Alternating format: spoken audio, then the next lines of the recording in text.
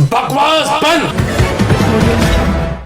आदाब, मैं हूं मुमताज आलम रिजवी। बात करूंगा मैं कर्नाटक की। जी हां, कर्नाटक में इस वक्त जो चुनावी माहौल है वो अपने शबाब पर है। वहां पे 10 मई को पोलिंग होगी और 13 मई को नतीजे का ऐलान किया जाएगा। लेकिन इससे पहले घमासान मचा हुआ है।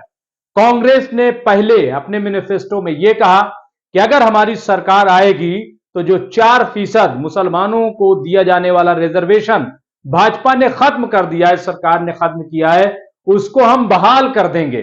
अब आप देखिए कि एक तरफ जो गृह मंत्री हैं देश के अमित शाह, भाजपा के बड़े लीडर हैं, वो कई मर्तबा ये बात कह चुके हैं रैलियों में कि जैसे ही हमारी सरकार आएगी दोबारा तो हम इसको कानूनी तौर पर जो 4% मुसलमानों को रिजर्वेशन दिया जा रहा है उसको हम खत्म कर देंगे। यानी भाजपा एक तरफ कह रही है खत्म कर देंगे और कांग्रेस कह रही है कि हम इसको बहाल करेंगे। लेकिन बात यहां तक नहीं रही, बल्कि कांग्रेस ने एक और बड़ा ऐलान कर दिया जो भाजपा के लिए मुद्दा भी बन गया और एक हंगामा भी खड़ा हो गया है। दरअसल कांग्रेस ने यह ऐलान किया है कि पीएफआई के साथ साथ हम, अगर हमारी सरकार आई तो कर्नाटक में बजरंग दल पर भी बैन लगा देंगे। यही नहीं बल्कि खबर यह आ रही कि छत्तीसगढ़ की जो कांग्रेस सरकार है उसने तो बाकायदा बजरंग दल पर बैन लगा दिया है, उस पर पाबंदी आयद कर दी है और यह कहा है कि अगर कोई कुछ हरकत करता है तो उसके खिलाफ सख्ती से काम किया जाएगा और कानूनी कार्रवाई की जाएगी।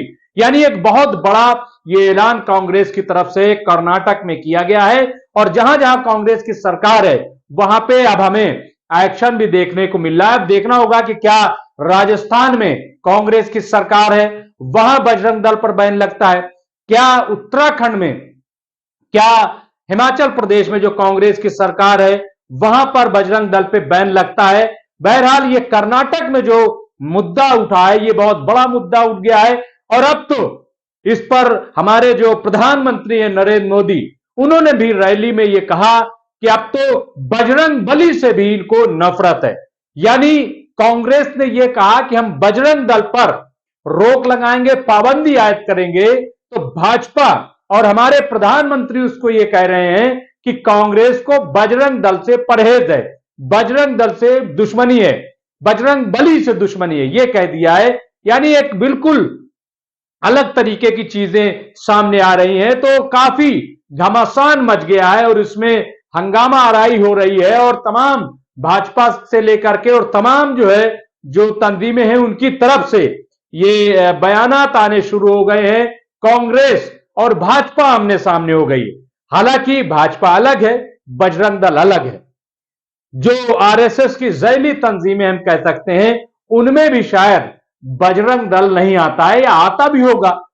और खुद एक बार आपको याद होगा कि प्रधानमंत्री ने कहा था कि ये जो लोग हैं गौ रक्षक हैं या बजरंग, मैं इनको जानता हूं 80% लोग तो ऐसे ही हैं, यानी आवारा और पता नहीं क्या क्या।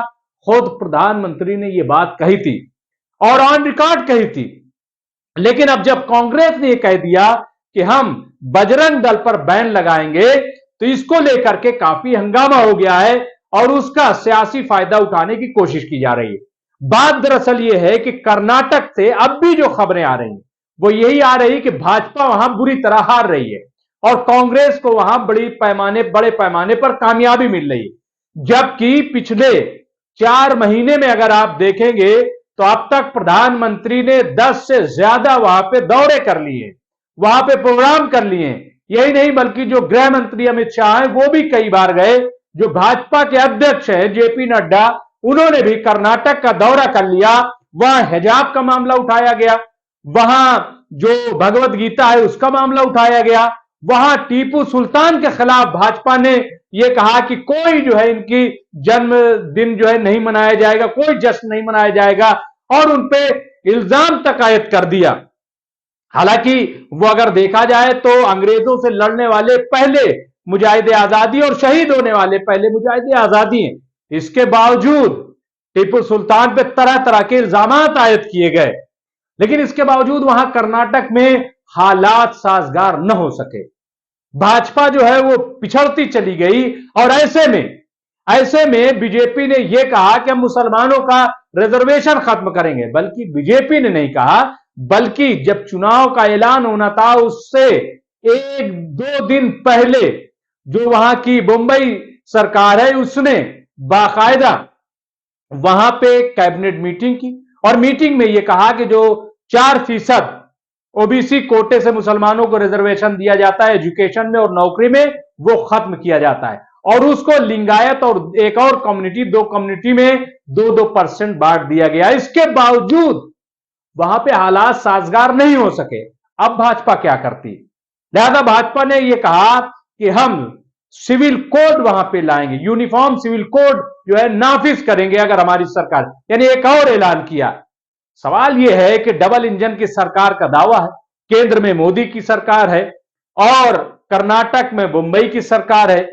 जब दोनों भाजपा की सरकारें हैं, डबल इंजन की सरकार है, तो फिर कोई विकास की बात क्यों नहीं हो रही, कोई डेवलपमेंट की बात क्यों नहीं हो रही, कोई तरक्की की बात क्यों नहीं हो रही है? क्यों जो है वो हिंदू मुस्लिम ही किया जा रहा है? क्यों बीजेपी बार बार हिंदू कार्ड खेल रही है? एक तरफ तो बीजेपी ओबीसी की बात कर रही है कि हम ओबीसी मुसलमानों को अपनी तरफ लाएंगे।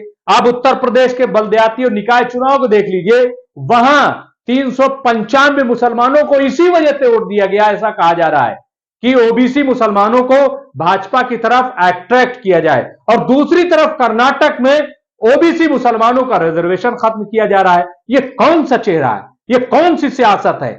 यह क्या कर रही है सरकार और क्या कर रही है भाजपा? यह समझ से बाहर है। सवाल यह है कि क्या भाजपा अब ऐसे ही जीतेगी?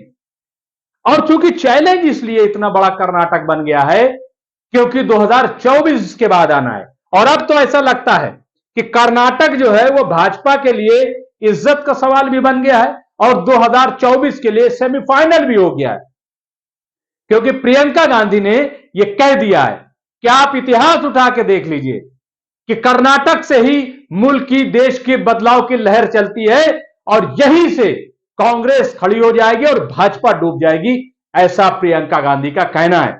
तो ऐसे में बहरहाल एक बहुत बड़ा चैलेंज भाजपा के सामने खड़ा हो गया और हालत यह है कि वहां बीजेपी पीछे ही होती जा रही है। क्यों होती जा रही है? इसकी वजह भी है कि बहुत सारे भाजपा के लीडर भाजपा को छोड़कर के कांग्रेस में सवार हो गए, कांग्रेस में चले गए हैं। क्यों चले गए हैं उसकी वजह भी शायद यही हो, क्योंकि उनको भी लग रहा है कि कांग्रेस जीत रही है, कांग्रेस कामयाब हो रही है। इसके साथ ही आपने अभी सुना होगा कि हमारे जो गृह मंत्री हैं जिसके खिलाफ एफआईआर भी कांग्रेस ने दर्ज करा दी है, उन्होंने एक बयान दिया, कहा अगर कांग्रेस की सरकार आती है तो पूरे कर्नाटक प्रदेश में दंगे होंगे, दंगे हो सकते हैं। यह ऐसा बयान दिया, बड़ा अजीब और गरीब बयान था कि एक देश के गृह मंत्री ने ऐसा बयान दिया है। इसके खिलाफ एफआईआर तक दर्ज हो गई है। इलेक्शन कमीशन क्या करता है अभी नहीं पता, लेकिन सवाल यह है कि ऐसे बयानात देने की जरूरत क्या पड़ी? क्या अमित शाह को भी यही लग रहा है कि कर्नाटक में भाजपा की सरकार नहीं बन रही है? यह वाकई एक बड़ी बेचैनी की बात है कि इतने बड़े बड़े हिंदुत्व के मुद्दे को उठाने के बावजूद कर्नाटक में मुसलसल भाजपा पीछे जा रही है।